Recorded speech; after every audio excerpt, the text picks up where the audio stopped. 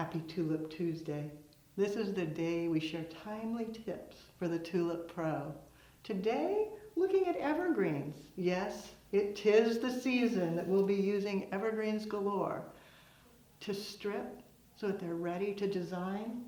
I love to use the old-fashioned metal rose strippers. No, I don't use them for roses, but for evergreens, just giving it a cut and then stripping down.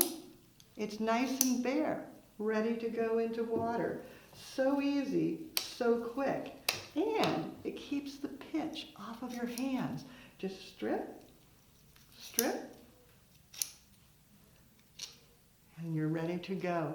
Now you know the pro technique for evergreens protects your hands and prepares your stems.